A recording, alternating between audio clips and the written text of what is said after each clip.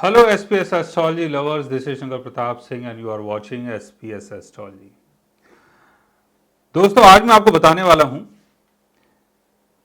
कि आपने ये बहुत बार देखा होगा और ऑब्जर्व किया होगा कि हमारे बर्थ चार्ट में दशाएं चलती हैं और अलग अलग दशाओं का अलग अलग इम्पैक्ट पड़ता है और जितनी भी दशाएं हैं या वो चलती हैं और आपके बर्थ चार्ट में जिस हाउस में उनकी प्लेसमेंट है तो उन सब चीज़ों को आप एक्सपीरियंस करते हैं जब उनकी दशा चलती है।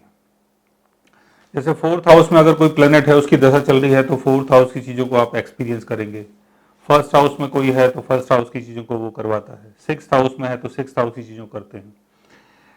लेकिन जो दशाएं हैं वो बार बार चलती हैं। जैसे कोई दशा अभी चली है, उसके 4 साल बाद, 5 साल बाद, 1 साल बाद, 6 महीने बाद उसी दशा की जो अंतरदशा है वो चल रही है, प्रत्यंतर चल रहा है, महादशा चल रही है। तो दशा तो सेम है लेकिन जो रिजल्ट है वो बार बार अलग अलग क्यों मिलता है? इसके पीछे का रीजन क्या है? जैसे फोर्थ हाउस में अगर कोई प्लेनेट बैठा हुआ है, यानी वीनस अगर फोर्थ हाउस में है, वीनस की दशा चल रही है,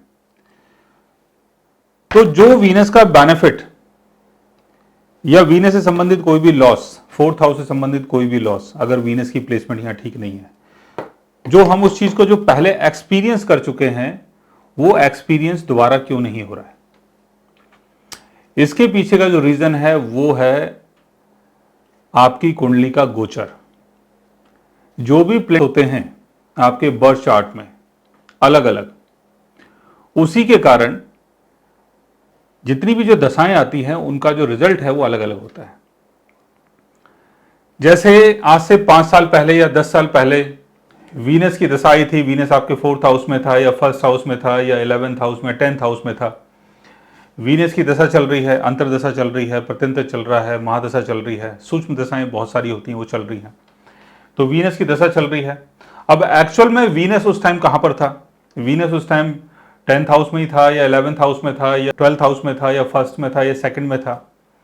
और वीनस के साथ साथ जितने और जो प्लैनेट्स हैं, जैसे सैटर्न हो गया, जुपिटर हो गया, मरकरी हो गया, मार्स हो गया, उनका गोचर कहां से हो रहा था? क्योंकि 5-10 साल पहले हो सकता है कि सैटर्न का गोचर आपके फर्स्ट हाउस से हो रहा हो या आपके थर्ड हाउस से हो रहा हो या आपके फोर्थ हाउस से हो रहा हो। फोर्थ हाउस में अगर सैटर्न है तो सैटर्न यहां से आपके 10th हाउस को देखेगा। फर्स्ट हाउस में है तब भी आपके 10th हाउस को देखेगा। इसी तरीके से जुपिटर का अगर गोचर चल रहा है, जुपिटर आपके 6th हाउस में है या 7th हाउस में है या 8th हाउस में है, तो दशा तो सेम है लेकिन उसका जो रिजल्ट है वो बार बार अलग मिल रहा है। वो इसलिए अलग मिल रहा है कि और जितने भी ग्रह होते हैं उनका जितना भी गोचर जो चलता है उसके अलग अलग जितने भी परिणाम होते हैं या ग्रहों का जो एस्पेक्ट जो पड़ता है आपके 10th हाउस के ऊपर या किसी भी हाउस के ऊपर, तो उसके चक्कर में क्या होता है, जो रिजल्ट है वो बार बार चेंज हो जाता है। तो अगर कोई दशा चलने वाली है या आगे चलेगी तो ये जरूर नहीं है कि वो जो चीज आपने पास्ट में जो एक्सपीरियंस करा था उसी चीज को आप दोबारा एक्सपीरियंस करें, ये जरूर नहीं है। तो आगे चल के हो सकता है कि आपको बेनिफिट हो और ये भी हो सकता है कि आपको लॉस हो उस पर्टिकुलर दशा में जिसका आपने पहले रिजल्ट देख लिया था, अच्छा या बुरा। सो गाइस, आज मैंने आपको बताया कि हमारे बर्थ चार्ट में जब कोई दशा चलती है तो बार बार उसका जो रिजल्ट होता है वो बिल्कुल सेम क्यों नहीं होता। अगर आप भी जानना चाहते हैं किसी ऐसी चीज़ के बारे में तो उसके लिए आप हमारे चैनल को सब्सक्राइब कर सकते हैं।